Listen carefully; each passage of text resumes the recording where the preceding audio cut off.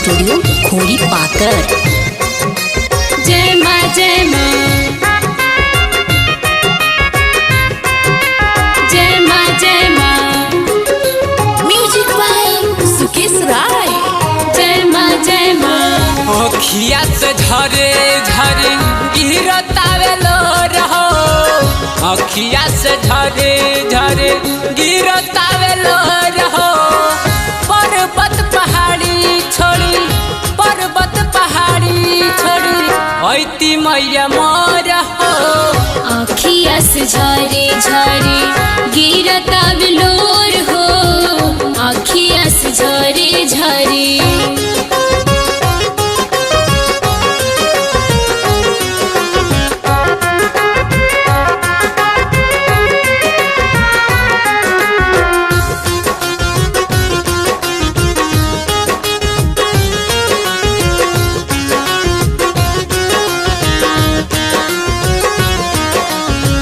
अखिया से झरे झरे गिरता बिलोर हो। माई माई रोटी माई सुखल मुँह हमार हो। तरसत दिलावा हम बरसत अखिया सुन लो माई हमार हो। सुन लो माई हमार हो, सुन लो माई हमार हो।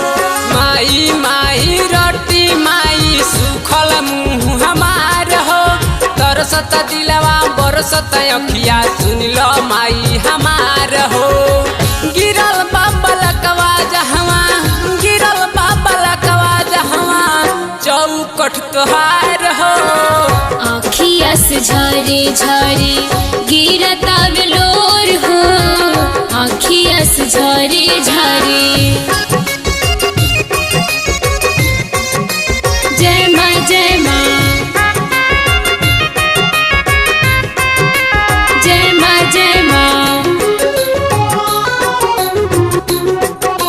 जय माँ जय माँ। केहू कहे काली माई, केहू दुर्गा भवानी हो। दर्शन दे दी थावे वाली माई मैहर वाली हो।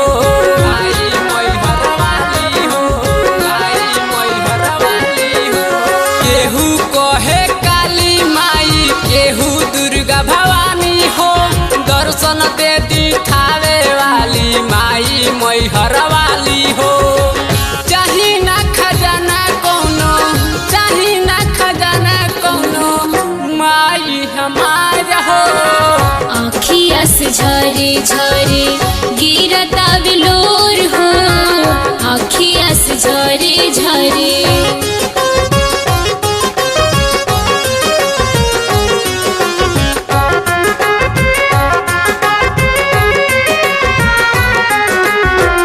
म्यूजिक बाय सुकेश राय।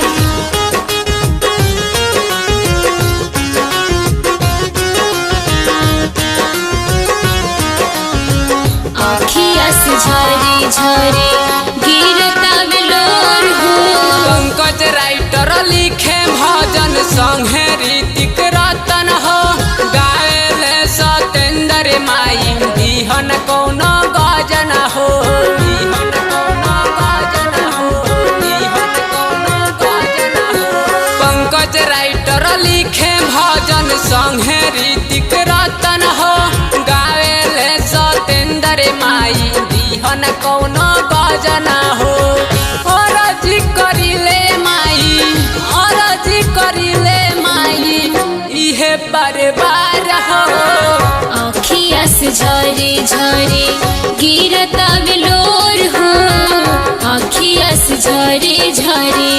पर्वत पहाड़ी छोड़ी, पर्वत पहाड़ी छोड़ी ऐती मैया मोर हो। अखिया से झरे झरे गिरता बिलोर हो, अखिया से झरे झरे। सत्यम रिकॉर्डिंग स्टूडियो खोरी पाकर।